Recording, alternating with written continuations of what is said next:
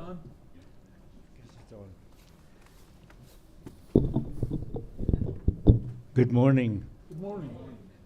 Welcome to this virtual and in-person service of the Idaho Falls Unitarian Universalist Church on this Cinco de Mayo of 2024.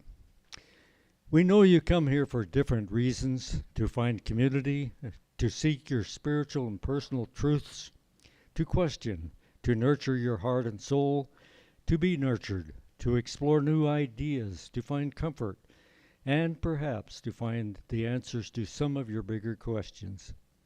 We know you come from different places, different religions, different beliefs, and different backgrounds. We hope you will find comfort, connection, challenge, and love here. If you are watching online, please sign into the chat box so that we may know who is attending, and it will enable you to send in your joys and concerns. I am Ron Goen, and I will be assisting Reverend Kevin Carson in the service this morning. The tech person is Vic Allen, and Jessica will be virtual this morning. The time for all ages will be presented by Marty Carson. I have a couple of announcements. Number one, remember, next Sunday is our second Sunday potluck dinner. Be sure and bring something good to eat. And next Sunday is Change for Change, if I could speak. The recipient next Sunday will be the Community Youth in Action. And I also have an announcement from the care team. If and when you recite the covenant chosen by this church, please pay special attention to the last phrase, and then ask yourself, if I believe we should help one another, shouldn't I sign up to be on the care team? Shouldn't everyone sign up for the care team? The sign-up sheet will be available after the service at the refreshment hour. And finally, be sure and silence your cell phones. Are there any other announcements?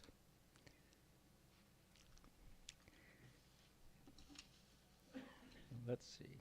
Next thing.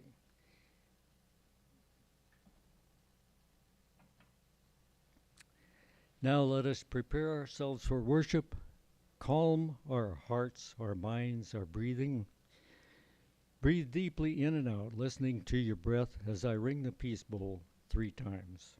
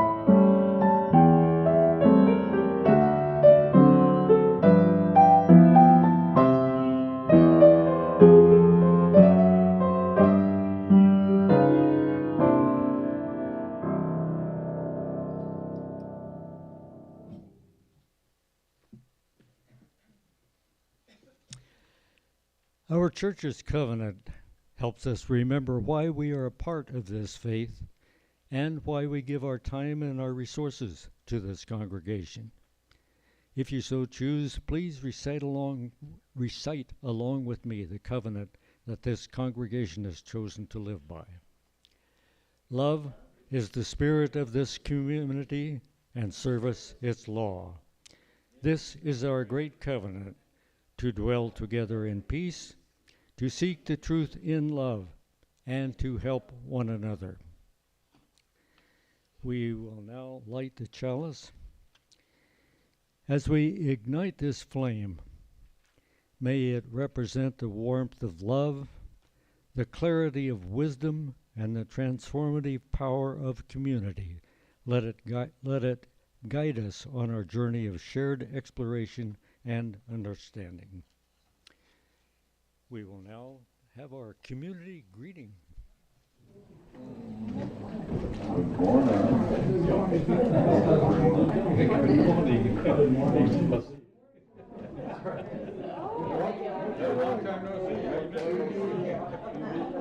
are you?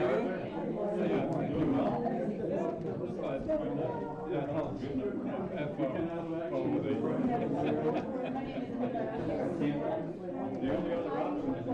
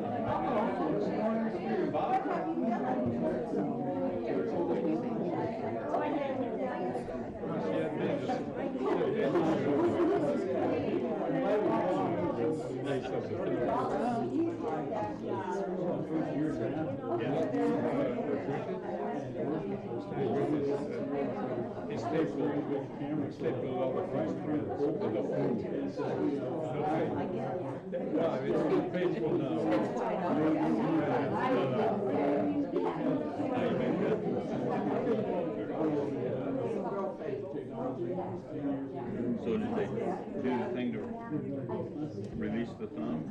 Well, they stapled the drums together. They didn't have anything in between to lubricate. So they're going to lock now. Yes, they are not, but the thing is what he did still allows the man to breathe. Hey, man. How you doing, Jim? Well, I'm doing all right. Should be fine for the next 20 years. Tough keeping up with all this technology. It would be if I knew how this was all set up, but I wasn't a part of setting anything up, so I have no idea how this is Okay. done, so Well, that makes it easier. you're doing a fine job. Thanks. If I didn't get to you, good morning.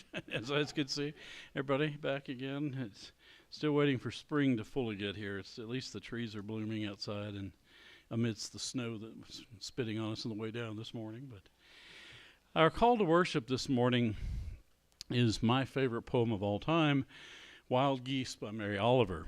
And you're lucky I don't use it every Sunday because I like it that much. You do not have to be good. You do not have to walk on your knees for 100 miles through the desert repenting. You only have to let the soft animal of your body love what it loves. Tell me about your despair, yours, and I will tell you mine. Meanwhile, the world goes on. Meanwhile, the sun and the clear pebbles of the rain are moving across the landscapes, over the prairies and the deep trees, the mountains and the rivers. Meanwhile, the wild geese, high in the clean blue air, are heading home again.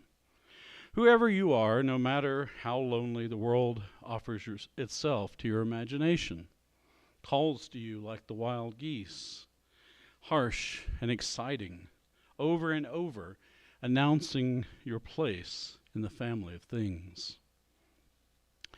I invite you now to rise in body or spirit and join in singing our opening hymn, number 42, Morning So Fair to See.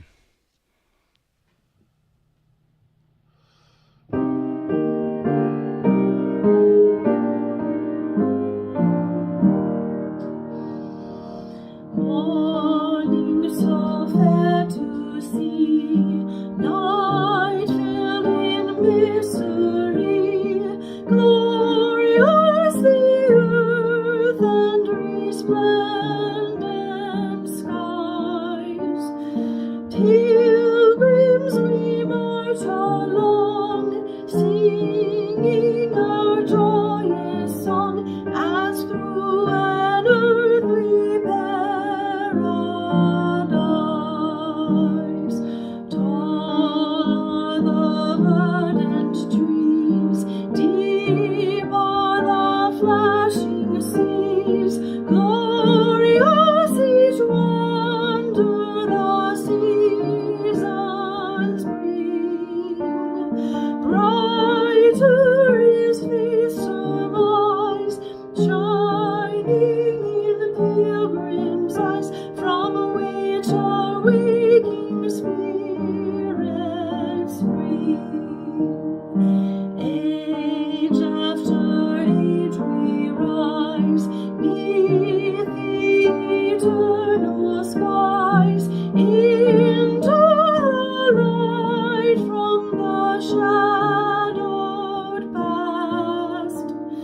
Still shall our pilgrim song, buoyant and brave and strong, resound while life and mountains last.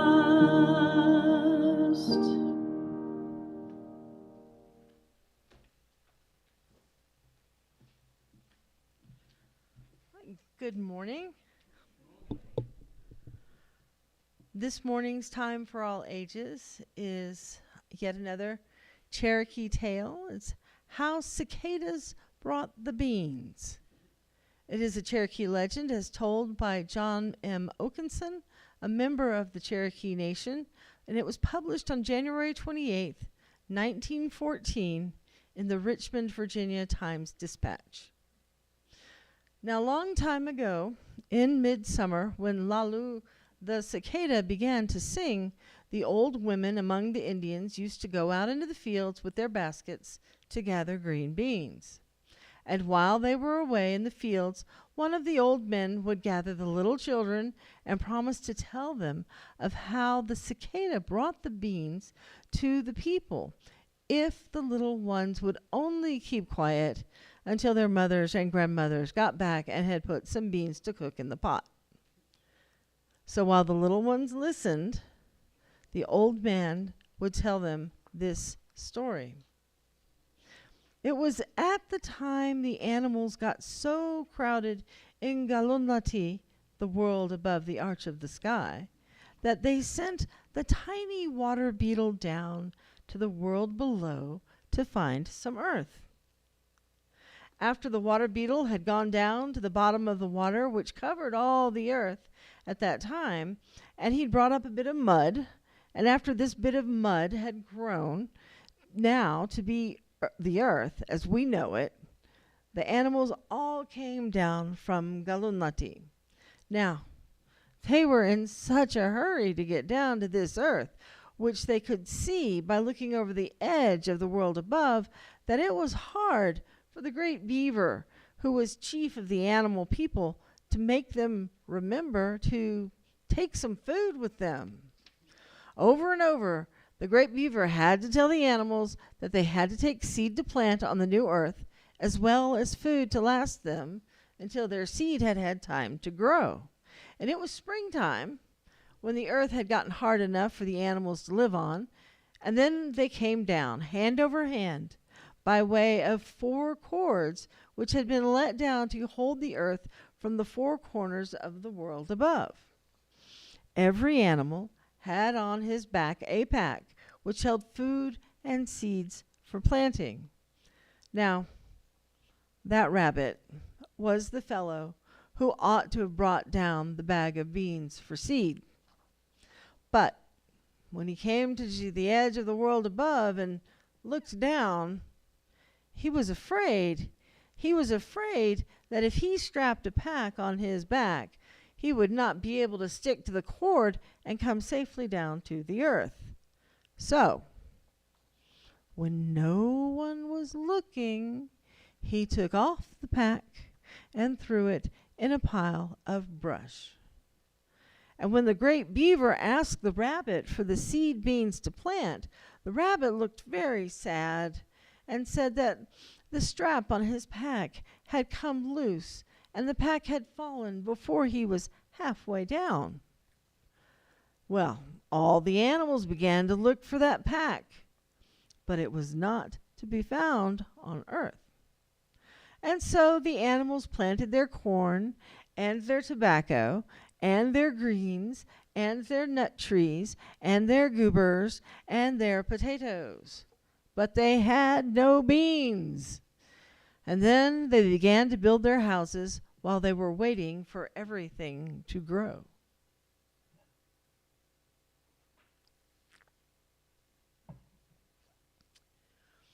The animals did not know it, but they had left behind the cicada.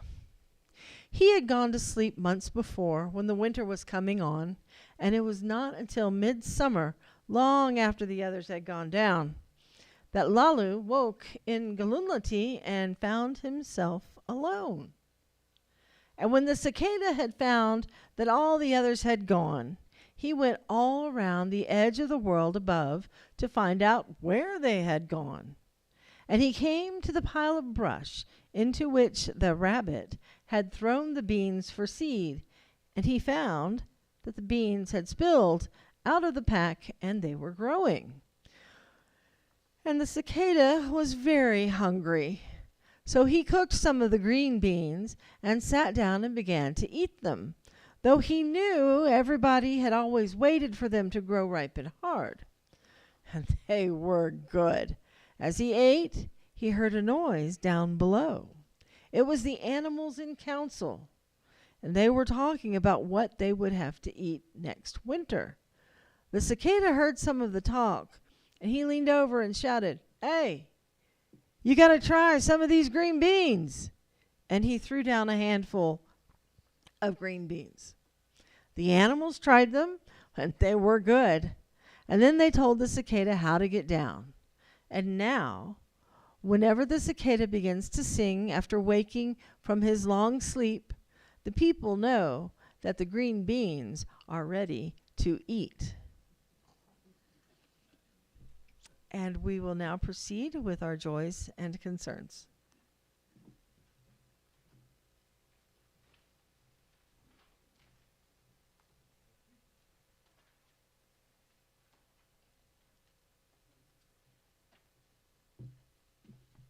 As I read the joys and concerns, Reverend Kevin will light a candle for each one. From Bob and Roby. Bob and I had a really good trip to New York and New Jersey. My brother is doing as well as can be expected. Good. From Victoria, a joy. Rain is wonderful. Our green plants are thankful for the moisture. And from Rosie, tomorrow will be our 57th wedding anniversary. Well, congratulations. And we will light one more candle. Oh, one.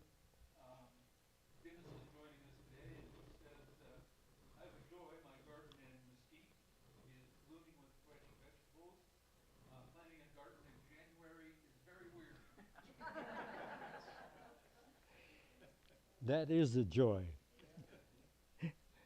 And it's good to hear from him.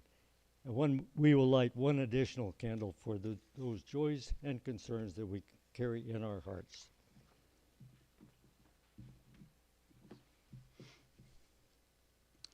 Our reading this morning comes from the book The Sacred Depths of Nature by Ursula Goodenough. Our story tells us of the sacredness of life, of the astonishing complexity of cells and organisms, of the vast lengths of time it took to generate their splendid diversity, of the enormous improbability that any of it happened at all. Reverence is the religious emotion elicited when we perceive the sacred. We are called to revere the whole enterprise of planetary existence, the whole and all of its myriad parts as they catalyze and secrete and replicate and mutate and evolve. And so I profess my faith.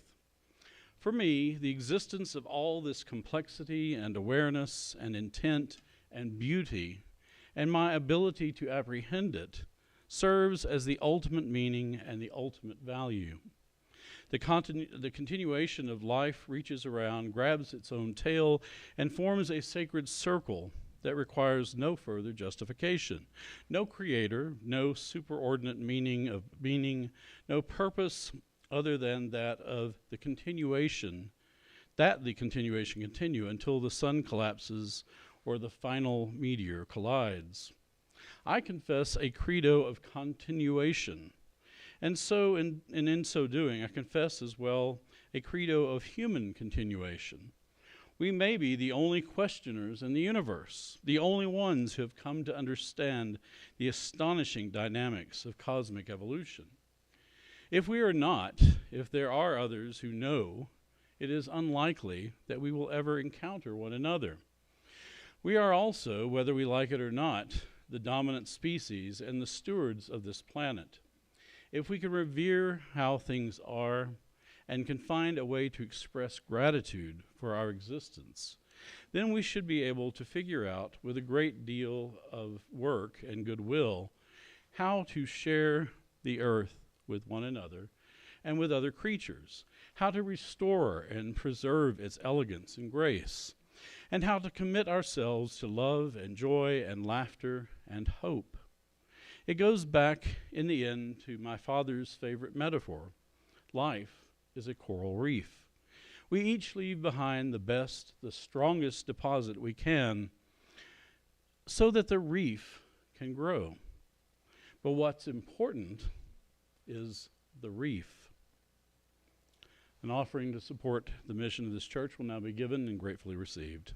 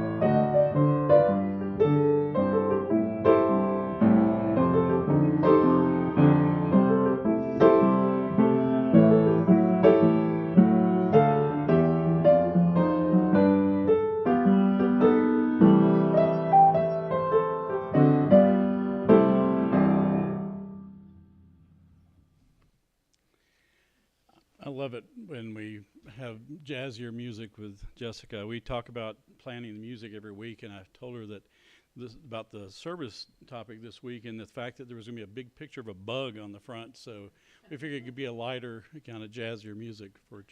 So I like it when we do that. Unless you have been living in the ground like a cicada for the last few months, you have undoubtedly heard about the trillions of periodical cicadas that are emerging in several Midwestern and Southeastern states.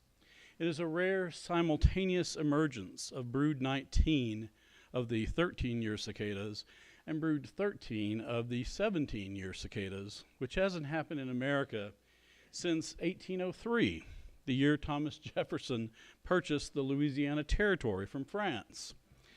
The two broods are so named because periodical cicadas spend most of their lives underground as nymphs, feeding on roots, until one day, after many years, they burrow up through the ground and transform into adults to mate if they're lucky, lay their eggs, and then quickly perish after only a few weeks.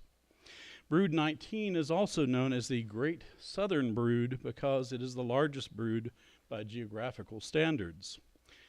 There are estimated to be more than 3,000 different species of periodical cicadas, and each brood includes trillions of more than one closely related species. Cicadas have incredible lifespans by insect standards, though their time above ground seems fleeting at best.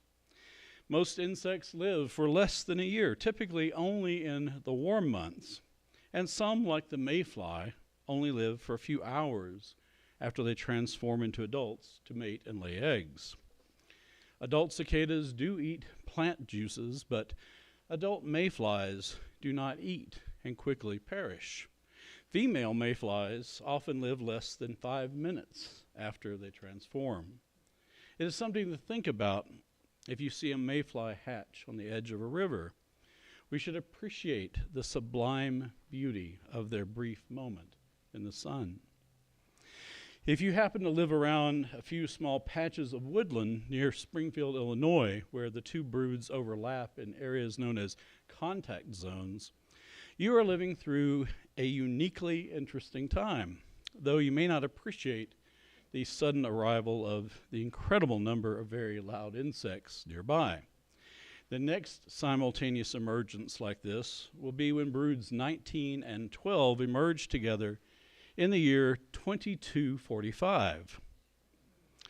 The sheer number of the cicadas and the mating calls of the males are what stands out to most people. Male cicadas make a variety of buzzing sounds using what are called timbal organs, which are flexible membranes on their first abdominal segment that can be flexed back and forth to produce a buzzing sound to attract females. Their romantic songs have been recorded at volumes as high as 106 decibels, which is about the equivalent of standing near a chainsaw or lawnmower. Speaking from personal experience, the noise of millions of love-struck male cicadas singing together on a spring evening can become almost maddening. I've read that some people have even left their homes for vacation to avoid the event. And once the mating season is over, the crunchy layer of millions of stinky cicada carcasses left behind is a bit unpleasant to clean up unless you are a bird or one of the many animals who appreciate the bountiful feast nature has provided. Humans can and do eat cicadas, if that is your thing. Cicadas are a member of the stink bug family, so they are not poisonous, nor do they bite or sting. They are just icky. But the hatches do provide some other benefits, such as aerating the soil and returning nutrients to the soil as they decay. Most of us, understandably, have a love-hate relationship with insects, even if we understand their important role in almost all of the Earth's ecosystems, and we're mindful of the brevity of an insect's lifespan.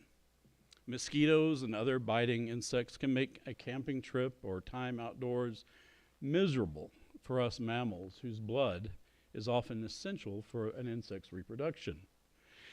It can be very hard to appreciate them when you're slathering on the DEET or hiding behind a bug net. But maybe those are the perfect times to remember that they too are part of the interdependent web of all existence and will only live a small fraction of an average human lifespan before you swat them and shorten that time for a few individuals. On the other end of the spectrum of lifespans are plants and animals that can live for a very long time.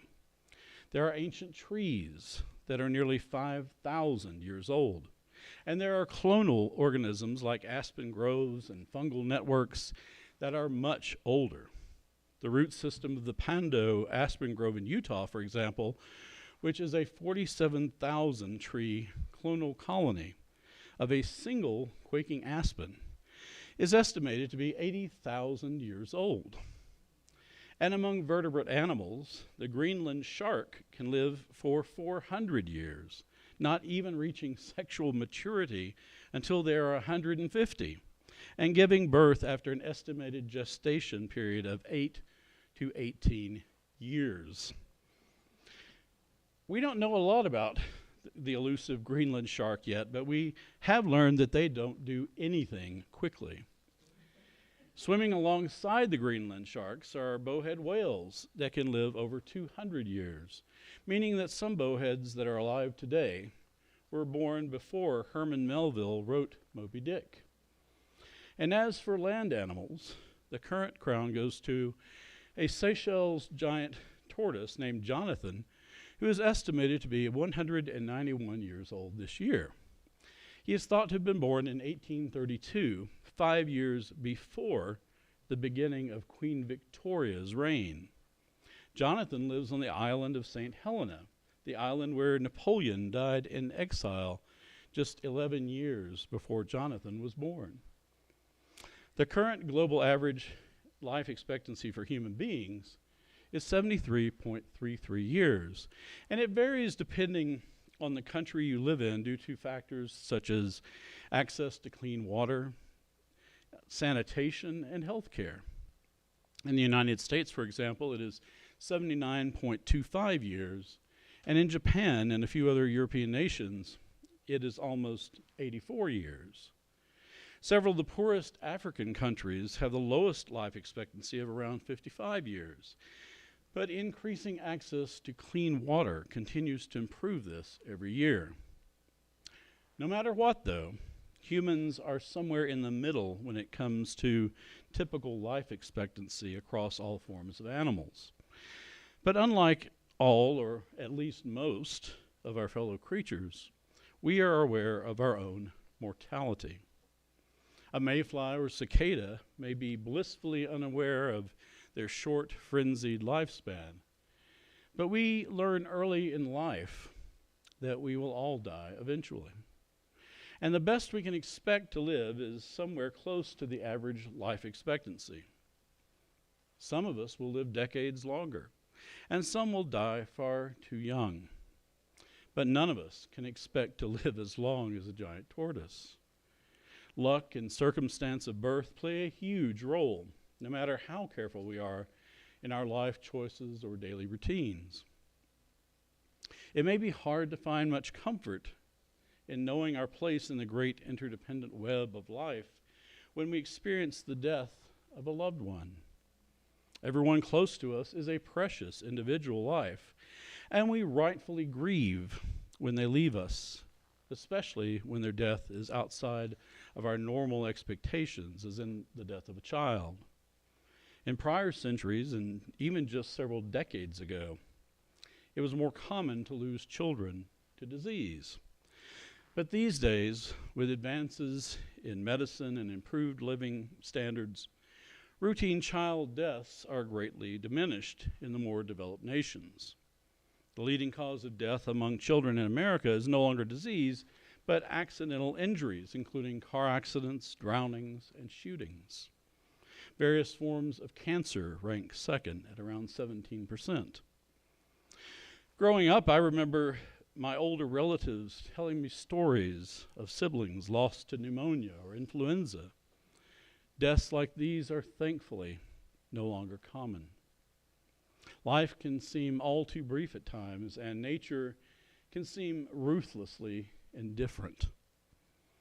If you're familiar with our Unitarian Universalist history, you will recognize that the title I chose for my sermon today, The Transient and Permanent in Biology, is of course a play on the title of Theodore Parker's famous 1841 sermon, The Transient and Permanent in Christianity. It is not precisely accurate, though, for me to suggest that there is really anything permanent in biology, the way that Parker identified what he considered to be universal truths within Christian theology, as opposed to transient rituals and doctrines that evolve and fade into history over the course of time.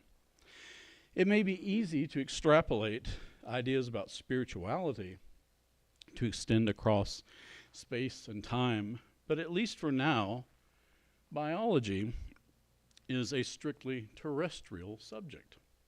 We can imagine the existence of life on other planets, and there's good reasons to believe it exists, But we live in the only planet in the cosmos that we know supports life. And as for being permanent, we know that no individual life form is immortal. We are all transient beings, at least in a biological sense, though we may speculate about some continued existence after death. Life itself evolves and transforms in what the wilderness activist Bob Marshall called dynamic beauty. The beauty of nature is not static. Life changes and ecosystems evolve over time.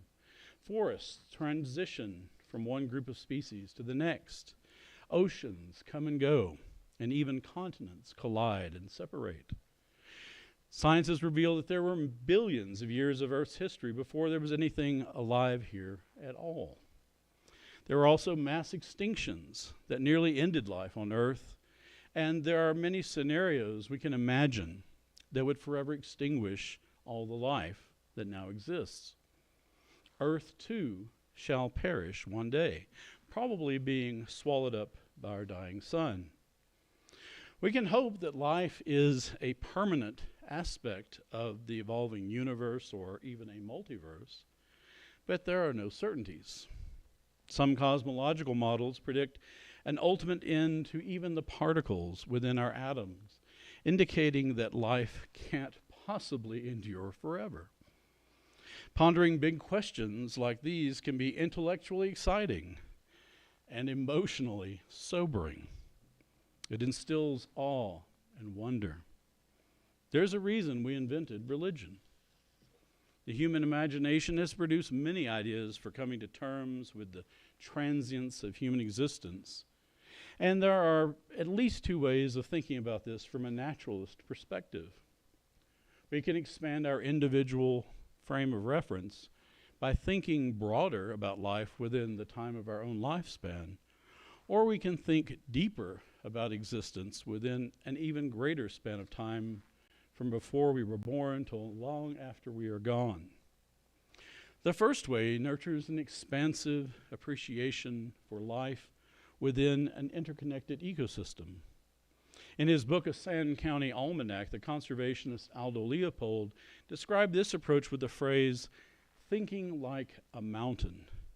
Thinking like a mountain means to acknowledge the intricacies of the interdependent web of life rather than thinking of ourselves as an isolated individual. In more contemporary terms, it is often called deep ecology, or recognizing the ecological self. The second way of deepening our perspective about life is to look at the cumulative story of life over time, which Ursula Goodenough described in our reading as coral reef thinking, a way of expressing her credo of continuation. She quotes her father, who said, "Life is a coral reef. We each leave behind the best, the strongest deposit we can so that the reef can grow. But what's important is the reef." That thought may be a little unsettling to some folks, seeming to diminish the importance of the individual. But I find the idea of being part of an ongoing story of life to be comforting. And since we know our time on Earth is limited, I think the coral reef is an appropriate metaphor for that which we leave behind us. When our daughter Rachel died 6 years ago, I was grateful to exchange emails with Ursula Goodenough about coming to terms with the suddenness of Rachel's death. Knowing that her leukemia was caused by an unfortunate biochemical accident within her genes did not make losing her any less agonizing.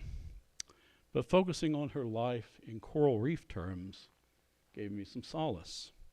Seeing her life as part of a continuum with my own and with that of countless other species has helped lessen my sense of loss and helplessness. We should all strive to live in a way that we leave the best, the strongest deposit we can so that the reef can grow. It gives me comfort to know that my daughter certainly did. Coral reef thinking is another way of expressing the sentiment of a quote that is often attributed to the famous Methodist preacher John Wesley, though there is no evidence he actually said it. It goes, "Do all the good you can by all the means you can, in all the ways you can, in all the places you can, at all the times you can, to all the people you can, as long as ever you can." We owe a debt to the lives that came before us, and we owe a promise to the lives that will come after us. In the grand scheme of things, we are all transient beings sharing a planet with millions of other transient species, all of us destined for eventual extinction. Knowing that we are transient, we should relish the life we are given with the frenzy of a cicada. But if we could imagine what is permanent in a biological sense as the ongoing story of life on Earth, each of us contributing our small chapter, no matter how long or short our lives may be, it can be a spiritual awakening to the real meaning of the interdependent web of all existence. It opens us to hear the world calling to us, as Mary Oliver described, like the wild geese, harsh and exciting, over and over, announcing our place in the family of things. I invite you now to rise and body your spirit once again and join in singing our closing hymn, number 6, Just As Long As I Have Breath.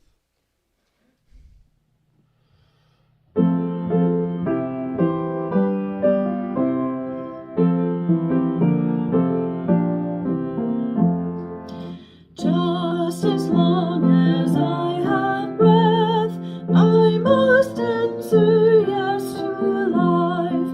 Though with pain I meet my way, still with hope I meet each day. If they ask what I did well, tell them I said yes to life. Just as long as vision lasts, I must answer yes to truth. In my dream and in my dark, always that elusive spark. If they ask what I did well, tell them I said yes to truth. Just as long as my heart beats, I must answer yes to love. Disappointment pierced me through, still I kept on loving you. If they ask what I did best, tell them I said yes to love.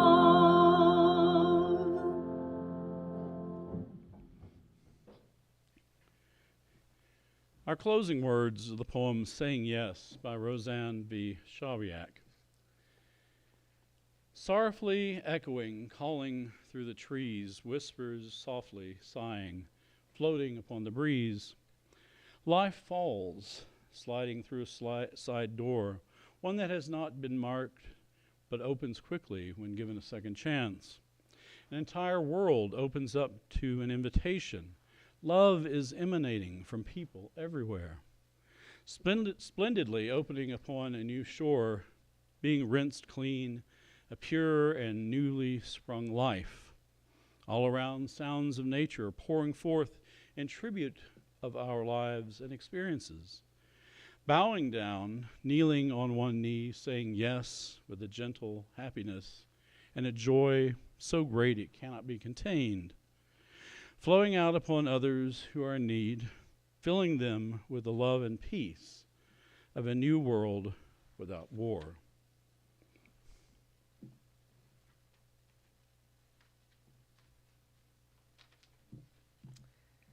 Please join with me in reading the words for extinguishing the chalice.